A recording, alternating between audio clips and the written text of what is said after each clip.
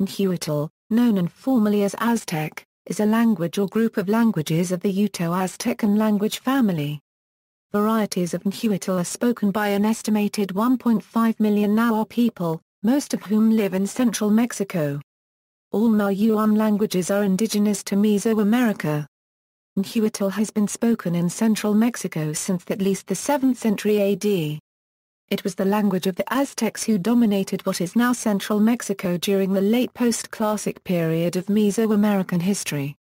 During the centuries preceding the Spanish conquest of Mexico, the Aztec Empire had expanded to incorporate a large part of central Mexico, and its influence caused the variety of Nahuatl spoken by the residents of Tenochtitlan to become a prestige language in Mesoamerica.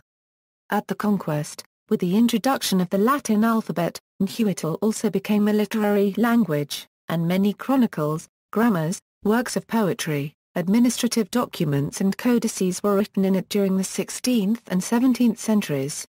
This early literary language based on the Tenochtitlan variety has been labeled Classical Nahuatl and is among the most studied and best documented languages of the Americas.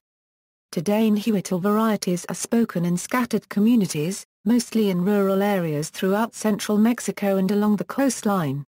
There are considerable differences among varieties, and some are mutually unintelligible. Aztec Nahuatl, with over 1 million speakers, is the most spoken variety. They have all been subject to varying degrees of influence from Spanish. No modern Nahuatl languages are identical to Classical Nahuatl, but those spoken in and around the Valley of Mexico are generally more closely related to it than those on the periphery. Under Mexico's Ley General de Directos Lingua 1/4 Aztecos de los Pueblos Indígenas promulgated in 2003, Nahuatl and the other 63 indigenous languages of Mexico are recognized as lenguas nacionales in the regions where they are spoken, enjoying the same status as Spanish within their region. Nahuatl languages exhibit a complex morphology characterized by polysynthesis and agglutination. Through centuries of coexistence with the other indigenous Mesoamerican languages, Nahuatl has absorbed many influences, coming to form part of the Mesoamerican linguistic area. Many words from Nahuatl have been borrowed into Spanish, and since diffused into hundreds of other languages. Most of these loan words denote things indigenous to central Mexico which the Spanish heard mentioned for the first time by their Nahuatl names. English words of Nahuatl origin include avocado, chayote, chili, chocolate, atlotl, coyote, peyote, axolotl, and tomato. Place of Nahuatl within Uto-Aztecan. In the past, the branch of Uto-Aztecan to which Nahuatl belongs was called Aztecan. From the 1990s on, the alternative designation Nahuan has been frequently used as a replacement, especially in Spanish-language publications.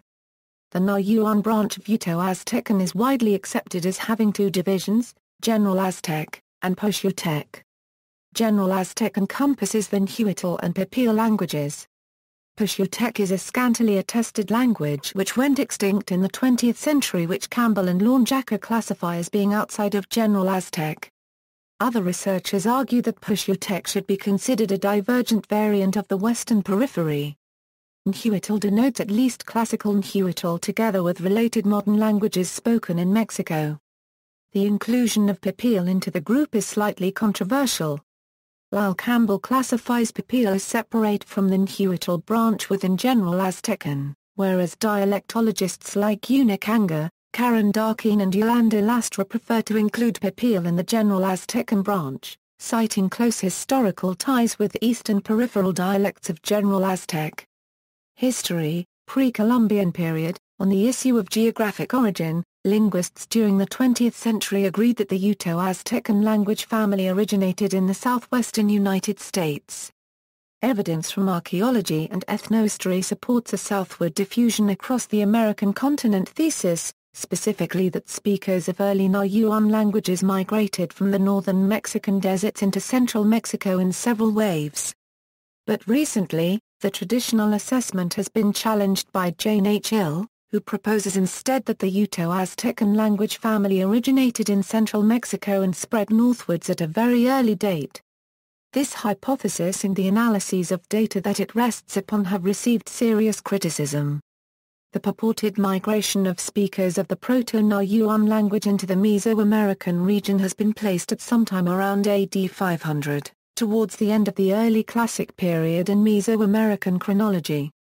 Before reaching the central Altiplano, pre-Nahuan groups probably spent a period of time in contact with the Corocolan languages Cora and Huichol of northwestern Mexico.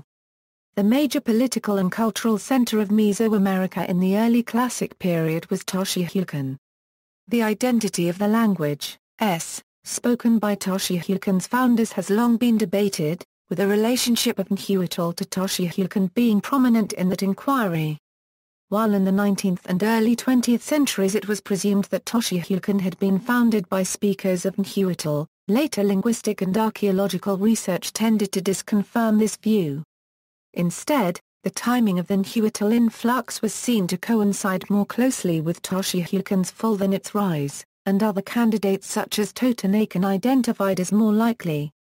But recently, evidence from Mayan epigraphy of possible Nahuatl loanwords in Mayan languages has been interpreted as demonstrating that other Mesoamerican languages may have been borrowing words from Proto-Nahuan significantly earlier than previously thought, bolstering the possibility of a significant Nahuatl presence at Tenochtitlan.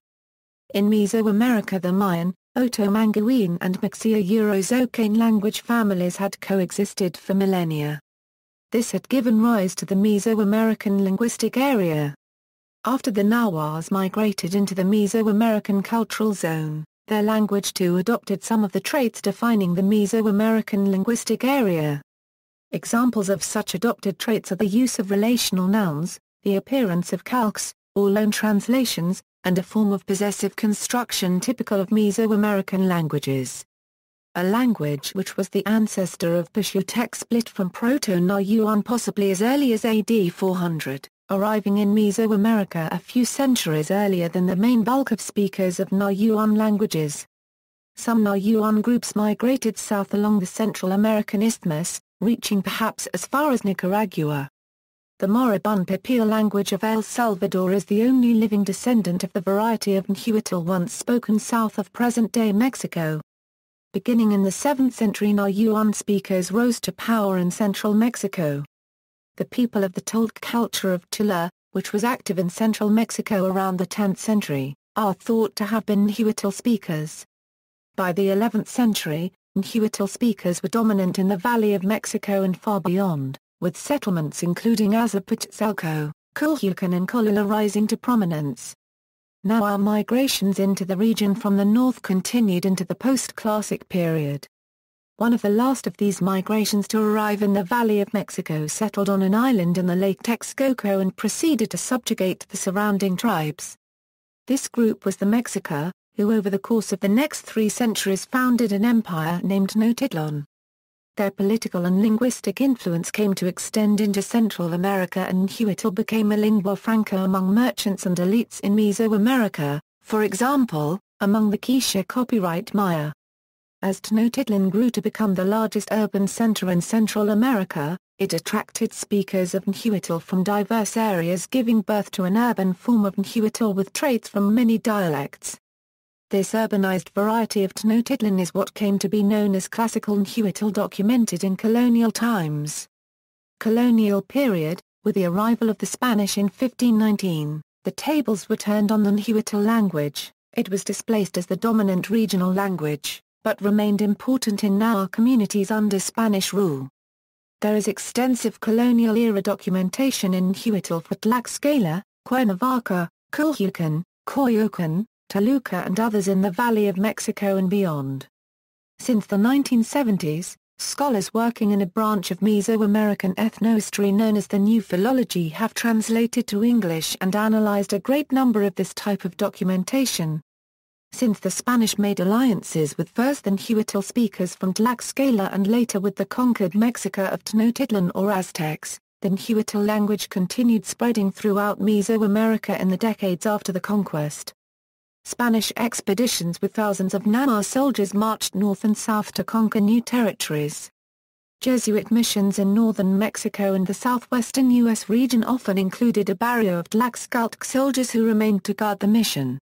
For example, some 14 years after the northeastern city of Saltillo, Coahuila, was founded in 1577, a Tlaxcaltec community was resettled in a separate nearby village, San Esteban de Nueva Tlaxcala, to cultivate the land and aid colonization efforts that had stalled in the face of local hostility to the Spanish settlement. As for the conquest of modern-day Central America, Pedro de Alvarado conquered Guatemala with the help of tens of thousands of Tlaxcaltec allies, who then settled outside of modern-day Antigua. As a part of their missionary efforts, members of various religious orders introduced the Latin alphabet to the Nahuas. Within the first 20 years after the Spanish arrival, texts were being prepared in the Nahuatl language written in Latin characters. Simultaneously, schools were founded, such as the Colegio de Santa Cruz de Tlatelolco in 1536, which taught both indigenous and classical European languages to both Indians and priests. Missionary grammarians undertook the writing of grammars of indigenous languages for use by priests. The first Nahuatl grammar, written by Andra copyright St. Olmos, was published in 1547, 3 years before the first French grammar. By 1645 4 more had been published, authored respectively by Alonso de Molina, Antonio del Rincón, Diego de Galdo Guzmán, and Horatio Carocay. Carocay's is today considered the most important of the colonial-era grammars of Nahuatl. Carocay has been particularly important for scholars working in the new philology, such that there is a 2001 English translation of Carocay's 1645 grammar by James Lockhart. In 1570 King Philip II of Spain decreed that Nahuatl should become the official language of the colonies of New Spain in order to facilitate communication between the Spanish and natives of the colonies. This led to the Spanish missionaries teaching Nahuatl to Indians living as far south as Honduras and El Salvador. During the 16th and 17th centuries, Classical Nahuatl was used as a literary language, and a large corpus of texts from that period is in existence today. Texts from this period include histories, chronicles, poetry, theatrical works, Christian canonical works, ethnographic descriptions, and administrative documents. The Spanish permitted a great deal of autonomy in the local administration of indigenous towns during this period, and in many Nahuatl-speaking towns Nahuatl was the de facto administrative language both in writing and speech. A large body of Nahuatl literature was composed during this period, including the Florentine Codex, a 12-volume compendium of Aztec culture compiled by Franciscan Bernardino de Sahagoen. Cra Cubnica Mexicaral, a chronicle of the royal lineage of Tenochtitlan by Fernando Alvarado teases a cubed mock. Cantares Mexicanos, a collection of songs in Nahuatl. A Nahuatl Spanish Nahuatl dictionary compiled by Alonso de Molina. And the Hiatlamuia section Noltica, a description in Nahuatl of the apparition of the Virgin of Guadalupe. Grammars and dictionaries of indigenous languages were composed throughout the colonial period, but their quality was highest in the initial period. The friars found that learning all the indigenous languages was impossible in practice, so they concentrated on Nahuatl. For a time, the linguistic situation in Mesoamerica remained relatively stable, but in 1696 King Charles II issued a decree banning the use of any language other than Spanish throughout the Spanish Empire. In 1770 another decree, calling for the elimination of the indigenous languages, did away with Classical Nahuatl as a literary language. Until Mexican independence in 1821, the Spanish courts admitted Nahuatl testimony and documentation as evidence in lawsuits, with court translators rendering it in Spanish. Modern period. Throughout the modern period the situation of indigenous languages has grown increasingly precarious in Mexico, and the numbers of speakers of virtually all indigenous languages have dwindled. Although the absolute number of Nahuatl speakers has actually risen over the past century, indigenous populations have become increasingly marginalized in Mexican society. In 1895, Nahuatl was spoken by over 5% of the population. By 2000, this proportion had fallen to 1.49%. Given the process of marginalization combined with the trend of migration to urban areas and to the United States, some linguists are warning of impending language death. At present Nahuatl is mostly spoken in rural areas by an impoverished class of indigenous subsistence agriculturists. According to the Mexican National Statistics Institute, INEGI, 51% of Nahuatl speakers are involved in the farming sector and 6 in 10 receive no wages or less than the minimum wage. From the early 20th century to at least the mid-1980s, educational policies in Mexico focused on the Hispanization of indigenous communities, teaching only Spanish and discouraging the use of indigenous languages. As a result, today there is no group of Nahuatl speakers having attained general literacy in Nahuatl. While their literacy rate in Spanish also remains much lower than the national average. Even so, Nahuatl is still spoken by well over 1 million people, of whom around 10% are monolingual. The survival of Nahuatl as a whole is not imminently endangered, but the survival of certain dialects is, and some dialects have already become extinct within the last few decades of the 20th century. The 1990s saw the onset of diametric changes in official Mexican government policies towards indigenous and linguistic rights. Developments of accords in the international rights arena combined with domestic pressures led to legislative reforms and the creation of decentralized government agencies like CDI and INALI with responsibilities for the promotion and protection of indigenous communities and languages. In particular, the Federal Ley General de Derechos Lingua 1/4 Aztecos de los Pueblos Indígenas, General Law on the Language Rights of the Indigenous Peoples, promulgated March 13, 2003, recognizes all the country's indigenous languages, including Nahuatl, as national languages, and gives indigenous people the right to use them in all spheres of public and private life. In Article 11, it grants access to compulsory, bilingual and intercultural education. In February 2008 the mayor of Mexico City, Marcelo Ebrard, launched a drive to have all government employees learn Nahuatl. Ebrard stated he would continue institutionalizing Nahuatl and that it was important for Mexico to remember its history and its tradition. Geographic distribution. Today, a spectrum of Nahuatl varieties are spoken in scattered areas stretching from the northern state of Durango to Veracruz in the southeast. Pipil, the southernmost Nahuan language, is spoken in El Salvador by a small number of speakers. According to IRIN International, the Nahuatl Language Recovery Initiative project, there are no reliable figures for the contemporary numbers of speakers of Pipil/Nahuatl.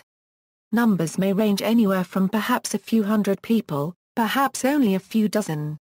According to the 2000 census of the Mexican Statistical Institute INEGI, Nahuatl is spoken by an estimated 1.45 million people, some 198,000 of whom are monolingual. There are many more female than male monolinguals, and females represent nearly two-thirds of the total number. The states of Guerrero and Hidalgo have the highest rates of monolingual Nahuatl speakers relative to the total Nahuatl-speaking population, at 24.2% and 22.6%, respectively. For most other states the percentage of monolinguals among the speakers is less than 5%. This means that in most states more than 95% of the Nahuatl-speaking population are bilingual in Spanish. The largest concentrations of Nahuatl speakers are found in the states of Puebla, Veracruz, Hidalgo, San Luis Potosi, and Guerrero. Significant populations are also found in Mexico State, Morelos, and the Federal District, with smaller communities in Michoacán and Durango. Nahuatl became extinct in the states of Jalisco and Colima during the 20th century. As a result of internal migrations within the country, Nahuatl-speaking communities exist in all of Mexico's states. The modern influx of Mexican workers and families into the United States has resulted in the establishment of a few small Nahuatl-speaking communities in that country, particularly in California, New York, Texas, New Mexico and Arizona. Subclassification of Nahuatl dialects. Terminology. The terminology used to describe varieties of spoken Nahuatl is inconsistently applied. Many terms are used with multiple denotations, or a single dialect grouping goes under several names. Sometimes older terms are substituted with newer ones or with the speaker's own name for their specific variety. The word Nahuatl is itself a Nahuatl word, probably derived from the word ʻnɑːwɑːtəl, the language was formerly called Aztec, because it was spoken by the Aztecs, who however didn't call themselves Aztecs but ʻnɑːwɑːtəl, and their language ʻnɑːwɑːtəl. Nowadays the term Aztec is rarely used for modern Nahuan languages, but linguists' traditional name of Aztecan for the branch of Uto-Aztecan that comprises Nahuatl, Papil, and Poshutec is still in use. Since 1978, the term General Aztec has been adopted by linguists to refer to the languages of the Aztecan branch excluding Poshutec. The speakers of Nahuatl themselves often refer to their language as either Mexicano or some word derived from Macaholli, the Nahuatl word for commoner. One example of the latter is the case for Nahuatl spoken in Tetlalingo, Morelos, whose speakers call their language Ma paragraph Siholi. The Papil of El Salvador do not call their own language Papil, as most linguists do, but rather Nahuatl. The Nahuas of Durango call their language Mexicano. Speakers of Nahuatl of the Isthmus of Tehuantepec call their language Milayatl. Some speech communities use Nahuatl as the name for their language, although this seems to be a recent innovation. Linguists commonly identify localized dialects of Nahuatl by adding as a qualifier the name of the village or area where that variety is spoken. Dialectology, current subclassification of Nahuatl, rests on research by Kanga and Lastra de Suarez.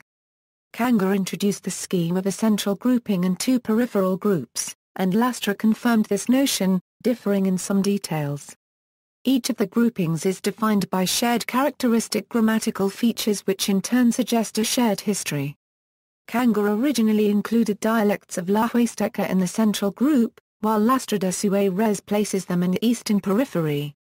Below, Lastra de Suarez's classification is combined with Campbell 1997's classification of Uto-Aztecan. Campbell differs from Lastra and Kanga in considering Papil a separate branch, whereas Lastra and Kanga consider it part of the eastern branch. Estimated split date by glottochronology. Phonology. Nahuan languages are defined as a subgroup of Uto-Aztecan by having undergone a number of shared changes from the Uto-Aztecan proto-language. The table below shows the phonemic inventory of Classical Nahuatl as an example of a typical Nahuan language. In some dialects the phoneme that is so common in Classical Nahuatl has changed into either as it has happened in Isthmus Mica-Yapan Nahuatl, Mexicano and Papil, or into as it has happened in Nahuatl of Pascal Cube-Maro, Michoacan. Many dialects no longer distinguish between short and long vowels. Some have introduced completely new vowel qualities to compensate for this, as is the case for Tetlalingo Nahuatl. Others have developed a pitch accent, such as Nahuatl of Open, Guerrero.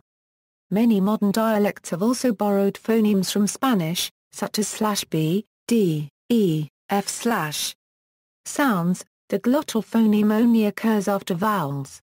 In many modern dialects it is realized as an h, but in others, as in Classical Nahuatl, it is a glottal stop, e. Most Nahuatl dialects have stress on the penultimate syllable of a word. In Mexicana or Nahuatl from Durango, many unstressed syllables have disappeared from words, and the placement of syllable stress has become phonemic in this dialect.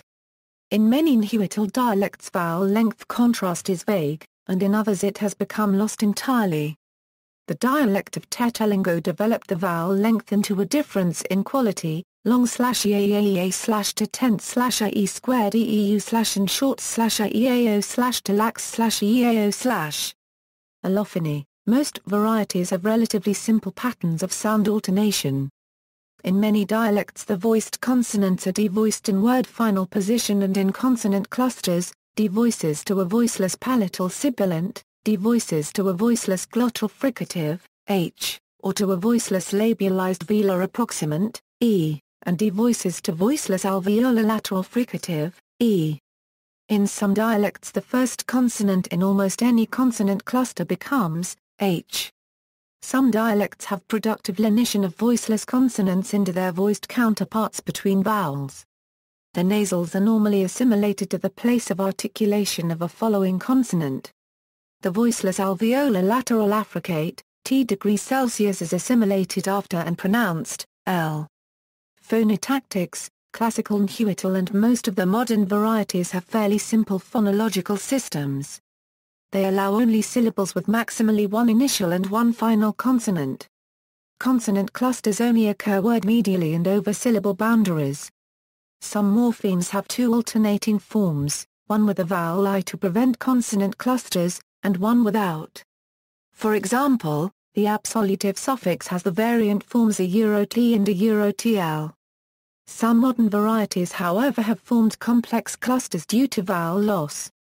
Others have contracted syllable sequences, causing accents to shift or vowels to become long. Reduplication. Many varieties of Nahuatl have productive reduplication. By reduplicating the first syllable of a root a new word is formed. In nouns this is often used to form plurals, for example, man-amen, but also in some varieties to form diminutives, honorifics, or for derivations. In verbs reduplication is often used to form a reiterative meaning, for example in Nahuatl of Texcoco, he falls several times, they fall. Grammar. The Nahuatl languages are agglutinative, polysynthetic languages that make extensive use of compounding, incorporation and derivation. That is, they can add many different prefixes and suffixes to a root until very long words are formed a euro, and a single word can constitute an entire sentence. The following verb shows how the verb is marked for subject, patient, object, and indirect object. I use someone something give causative future, I shall make somebody give something to you. Nouns. The Nahuatl noun has a relatively complex structure. The only obligatory inflections are for number and possession. Nahuatl has neither case nor gender, but classical Nahuatl and some modern dialects distinguish between animate and inanimate nouns. In classical Nahuatl the animacy distinction manifested with respect to pluralization, as only animate nouns could take a plural form, whereas all inanimate nouns were uncountable. Nowadays many dialects do not maintain this distinction and all nouns may take the plural inflection. One dialect, that of the Eastern Huasteca, has a distinction between two different plural suffixes for animate and inanimate nouns. In most varieties of Nahuatl, nouns in the unpossessed singular form generally take an absolutive suffix. The most common forms of the absolutive are tl after vowels, tl after consonants other than l, and li after l.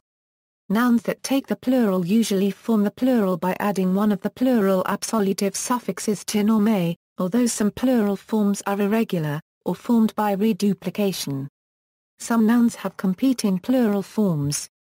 Plural animate noun w. Reduplication. Plural coyote plural, coyotes. Nahuatl distinguishes between possessed and unpossessed forms of nouns. The absolutive suffix is not used on possessed nouns. In all dialects, possessed nouns take a prefix agreeing with number and person of its possessor. Possessed plural nouns take the ending. Possessed plural. My house plural, my houses. Nahuatl does not have grammatical case but uses what is sometimes called a relational noun to describe spatial relations. These morphemes cannot appear alone but must always occur after a noun or a possessive prefix. They are also often called postpositions or locative suffixes. In some ways these locative constructions resemble, and can be thought of as, locative case constructions. Most modern dialects have incorporated prepositions from Spanish that are competing with or that have completely replaced relational nouns. Noun compounds are commonly formed by combining two or more nominal stems, or combining a nominal stem with an adjectival or verbal stem. Pronouns. Nahuatl generally distinguishes three persons a euro, both in the singular and plural numbers. In at least one modern dialect, the Isthmus Mika-Yapan variety, there has come to be a distinction between inclusive and exclusive forms of the first-person plural. Much more common is an honorific-non-honorific distinction, usually applied to second and third persons but not first. Verbs. The Nahuatl verb is quite complex and inflects for many grammatical categories. The verb is composed of a root, prefixes, and suffixes. The prefixes indicate the person of the subject, and person in number of the object and indirect object, whereas the suffixes indicate tense, aspect, mood and subject number. Most Nahuatl dialects distinguish three tenses, present, past, and future, and two aspects, perfective and imperfective. Some varieties add progressive or habitual aspects. All dialects distinguish at least the indicative and imperative moods, while some also have optative and vetative moods. Most Nahuatl varieties have a number of ways to alter the valency of a verb. Classical Nahuatl had a passive voice, but this is not found in most modern varieties. However, the applicative and causative voices are found in many modern dialects. Many Nahuatl varieties also allow forming verbal compounds with two or more verbal roots. The following verbal form has two verbal roots and is inflected for causative voice and both a direct and indirect object. Ni kind ʻnɑːwɑːtəl ties neki, I them something eat causative future want, I want to feed them. Some Nahuatl varieties, notably Classical Nahuatl, can inflect the verb to show the direction of the verbal action going away from or towards the speaker. Some also have specific inflectional categories showing purpose and direction in such complex notions as to go in order to, or to come in order to, go, do and return, do while going, do while coming, do upon arrival, or go around doing. Classical Nahuatl and many modern dialects have grammaticalized ways to express politeness towards addressees or even towards people or things that are being mentioned, by using special verb forms and special honorific suffixes. Syntax. Some linguists have argued that Nahuatl displays the properties of a non-configurational language, meaning that word order in Nahuatl is basically free. Nahuatl allows all possible orderings of the three basic sentence constituents. It is prolifically a pro-drop language. It allows sentences with omission of all noun phrases or independent pronouns, not just of noun phrases or pronouns whose function is the sentence subject. In most varieties, independent pronouns are used only for emphasis. It allows certain kinds of syntactically discontinuous expressions. Michel Launay argues that Classical Nahuatl had a verb initial basic word order with extensive freedom for variation, which was then used to encode pragmatic functions such as focus and topicality. The same has been argued for some contemporary varieties. Newell no Nobia, I my fiancé copyright, my fianca copyright e. It has been argued that Classical Nahuatl syntax is best characterized by omnipredicativity, meaning that any noun or verb in the language is in fact a full predicative sentence. A radical interpretation of Nahuatl syntactic typology, this nonetheless seems to account for some of the language's peculiarities. For example, why nouns must also carry the same agreement prefixes as verbs, and why predicates do not require any noun phrases to function as their arguments. For example, the verbal form ʻzaʻtsai means hate shouts, and with the second person prefix ʻtizipsai it means you shout. Nouns are inflected in the same way. The noun ʻnāːwɑːtəl means not just child, but also it is a child, and ʻnāːwɑːtəl means you are a child. This prompts the omnipredicative interpretation, which posits that all nouns are also predicates. According to this interpretation, a phrase such as ʻzaʻtsai in ʻnāːwɑːtəl should not be interpreted as meaning just the child screams, but, rather, it screams, is a child. Contact phenomena. Nearly 500 years of intense contact between speakers of Nahuatl and speakers of Spanish, combined with the minority status of Nahuatl and the higher prestige associated with Spanish, has caused many changes in modern Nahuatl varieties, with large numbers of words borrowed from Spanish into Nahuatl, and the introduction of new syntactic constructions and grammatical categories. For example, a construction like the following, with several borrowed words and particles, is common in many modern varieties. Pero a motash entender a locate lenticto en mexicano, but not they us understand plural that which what we it say in Nahuatl, but they don't understand what we say in Nahuatl. In some modern dialects, basic word order has become a fixed subject a verb a object, probably under influence from Spanish. Other changes in the syntax of modern Nahuatl include the use of Spanish prepositions instead of native postpositions or relational nouns and the reinterpretation of original postpositions relational nouns into prepositions. In the following example, from Michoacán en Nahuatl, the postposition ka meaning with appears used as a preposition, with no preceding object, trtk wikaka tell, you go you it carry with you, are you going to carry it with you? and, in this example from Mexicana o Nahuatl, of Durango, the original postposition relational noun pininon is used as a preposition. Pork, a preposition borrowed from Spanish, also occurs in the sentence, Amu wel kaliki ya pin cow pork e 1/4 aqua tika mpweta, not can he enter past in house because it closed was the door, he couldn't enter the house because the door was closed. Many dialects have also undergone a degree of simplification of their morphology which has caused some scholars to consider them to have ceased to be polysynthetic. Vocabulary.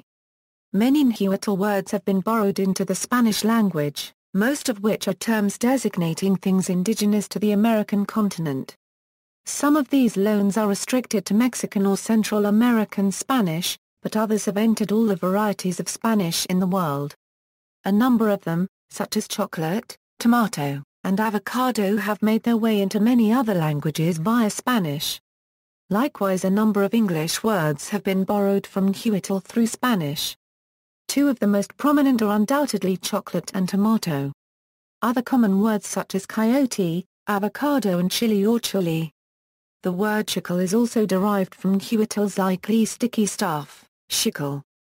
Some other English words from Nahuatl are Aztec, cacao, ocelot.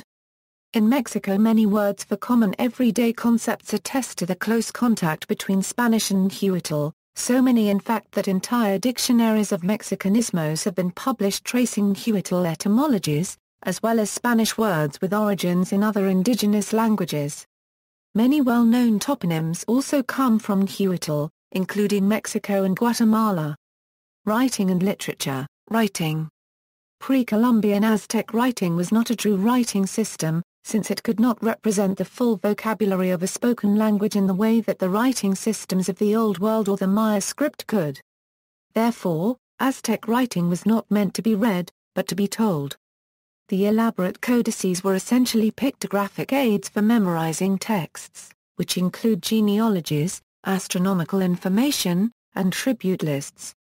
Three kinds of signs were used in the system: pictures used as mnemonics, logograms which represent whole words, and logograms used only for their sound values.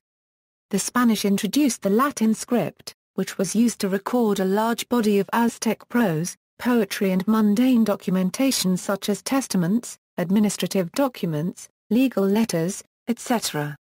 In a matter of decades, pictorial writing was completely replaced with the Latin alphabet. No standardized Latin orthography has been developed for Nahuatl, and no general consensus has arisen for the representation of many sounds in Nahuatl that are lacking in Spanish, such as long vowels and the glottal stop. The orthography most accurately representing the phonemes of Nahuatl was developed in the 17th century by the Jesuit Horatio Carocci, building on the insights of another Jesuit, Antonio del Rincon. Carocci's orthography used two different diacritics, a macron to represent long vowels and a grave for the saltillo, and sometimes an acute accent for short vowels. This orthography did not achieve a wide following outside of the Jesuit community. When Nahuatl became the subject of focused linguistic studies in the 20th century, linguists acknowledged the need to represent all the phonemes of the language. Several practical orthographies were developed to transcribe the language, many using the Americanist transcription system. With the establishment of Mexico's Instituto Nacional de Lenguas Indígenas in 2004, new attempts to create standardized orthographies for the different dialects were resumed. However, to this day there is no single official orthography for Nahuatl. Apart from dialectal differences, major issues in transcribing Nahuatl include whether to follow Spanish orthographic practice and write with C and K, with Q and VUK, with C and Z, or S, and with WHO and or U. How to write the saltillo phoneme, which has been spelled with J, H, a unregistered trademark, or a grave accent on the preceding vowel, but which traditionally has often been omitted in writing. Whether and how to represent vowel length, for example by double vowels or by the use of macrons. Literature. Among the indigenous languages of the Americas, the extensive corpus of surviving literature in Nahuatl dating as far back as the 16th century may be considered unique. Nahuatl literature encompasses a diverse array of genres and styles, the documents themselves composed under many different circumstances. It appears that the pre-conquest Nahua had a distinction much like the European distinction between prose and poetry, the first called ʻnaːwatḻ speech, and the second ʻnaːwatl song. Nahuatl ʻnaːwatl prose has been preserved in different forms. Annals and chronicles recount history, normally written from the perspective of a particular ʻnaːwatl and often combining mythical accounts with real events. Important works in this genre include those from Calco written by Chimalpoin, from Tlaxcala by Diego Mua ± Os Camargo, from Mexico Tenochtitlan by Fernando Alvarado Tezazomac and those of Texcoco by Fernando Alva Ixtlahuachtl. Many annals recount history year by year and are normally written by anonymous authors. These works are sometimes evidently based on pre-Columbian pictorial year counts that existed, such as the Tenochtitlan Annals and the Annals de Tlatelolco. Purely mythological narratives are also found, like the legend of the Five Sons, the Aztec creation myth recounted in Codex Chimalpopoca. One of the most important works of prose written in Nahuatl is the 12-volume compilation generally known as the Florentine Codex, produced in the mid-16th century by the Franciscan missionary Bernardino de Sahagún with the help of a number of Nahua informants. With this work Sahagún bestowed an enormous ethnographic description of the Nahua, written in side-by-side translations of Nahuatl in Spanish and illustrated throughout by color plates drawn by indigenous painters. Its volumes cover a diverse range of topics: Aztec history, material culture, social organization, religious and ceremonial life, rhetorical style and metaphors. The 12th volume provides an indigenous perspective on the conquest itself. Sahagún also made a point of trying to document the richness of the Nahuatl language, stating, Nahuatl poetry is preserved in principally two sources, the Cantares Mexicanos and the Romances de los C ± de Nueva Espa ± both collections of Aztec songs written down in the 16th and 17th centuries. Some songs may have been preserved through oral tradition from pre-conquest times until the time of their writing, for example the songs attributed to the poet king of Texcoco, Nezahualcoyotl. Lockhart and Cartoon identify more than 4 distinct styles of songs, for example the ʻnaːwɑːtəl, the ʻnaːwatḻ, ʻmelahuaːtəl and ʻnaːwatḻ, each with distinct stylistic traits. Aztec poetry makes rich use of metaphoric imagery and themes and a lamentation of the brevity of human existence, the celebration of valiant warriors who die in battle, and the appreciation of the beauty of life. Stylistics: the Aztecs distinguished between at least 2 social registers of language, the language of commoners and the language of the nobility. The latter was marked by the use of a distinct rhetorical style. Since literacy was confined mainly to these higher social classes, most of the existing prose and poetical documents were written in this style. An important feature of this high rhetorical style of formal oratory was the use of parallelism, whereby the orator structured their speech in couplets consisting of 2 parallel phrases. For example, Ye marka timakwikan, may we not die, ye marka tipolihwikan, may we not perish. Another kind of parallelism used is referred to by modern linguists as diffrasismo, in which 2 phrases are symbolically combined to give a metaphorical reading. Classical Nahuatl was rich in such diffrasal metaphors, many of which are explicated by Sahagún in the Florentine Codex and by André Copyright St. Olmos in his art. Such diffrasismos include, in Xochitl, in Quicatl, the flower, the song a euro meaning poetry, in Quetlapilli, in Atlapilli, the tale, the wing a euro meaning the common people, in Toptli, in Pitlakli, the chest, the box a euro meaning something secret, in Yolochtli, in Estli, the heart, the blood a euro meaning cacao, in Aztlikli, in Tumquilakli, the drool, the spittle a euro meaning lies. Sample text: the sample text below is an excerpt from a statement issued in Nahuatl by Emiliano Zapata in 1918 in order to convince the Nahua towns in the area of Tlaxcala to join the revolution against the regime of Venustiano Carranza. The orthography employed in the letter is improvised, and does not distinguish long vowels and only sporadically marks saltillo. See also, Vocabulario Manual de las Lenguas Castellana y Mexicana, Vocabulario Trilingua 1/4 E. Notes, content notes. Citations. Bibliography. Further reading, Dictionaries of Classical Nahuatl, de Molina, Fray Alonso, Vocabulario en lengua castellana y mexicana y castellana. 1555, reprint, Porrima copyright Zico 1992, cartoon, Francis, An Analytical Dictionary of Nahuatl. University of Oklahoma Press, Norman 1992, Cima copyright on, Ra copyright me, Diccionario de la Lengua Nahuatl o Mexicana. Paris 1885, reprint, Ma copyright Zico 2001, Grammars of Classical Nahuatl, Caracay, Horatio. Grammar of the Mexican Language, with an explanation of its adverbs translated by James Lockhart. Stanford University Press. 2001. Lockhart, James, Nahuatl as Written, Lessons in Older Written Nahuatl, with copious examples and texts, Stanford 2001, Sullivan, Thelma, Compendium of Nahuatl Grammar, University of Utah Press, 1988. Campbell, Joe and Francis Cartoon, Foundation Course in Nahuatl Grammar.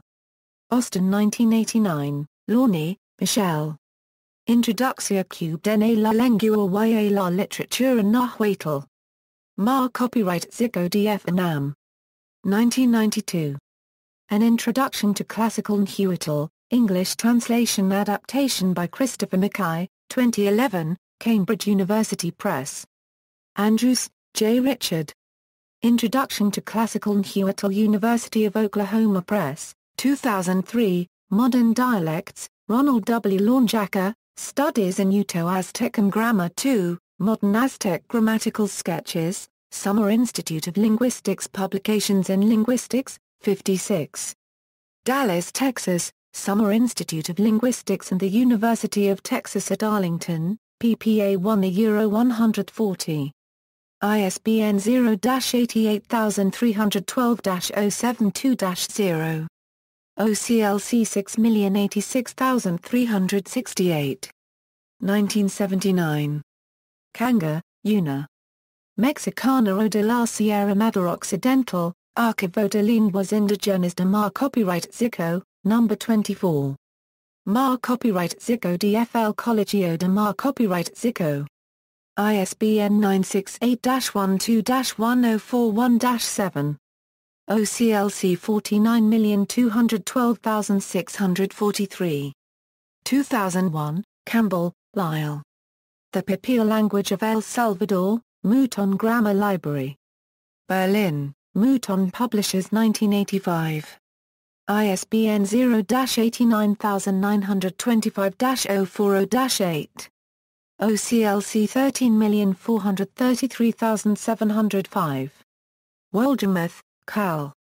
Gramatica Nahuatl de los Municipios de Micayapan y Tatahuicapan de Jerez, Veracruz, 2nd edition. 2002. Miscellaneous, the Nahua Newsletter, edited by the Center for Latin American and Caribbean Studies of the Indiana University, Estudios de Cultura Nahuatl, Special Interest Yearbook of the Instituto de Investigaciones Históricas of the Universidad Autocube Norma de Mar copyright Zico, Ed Miguel Leon Portilla. Catalogue of pre-1814 Nahuatl works held by the Lilly Library from the Indiana University Bookman No. 11. November, 1973, 69 €88. External links.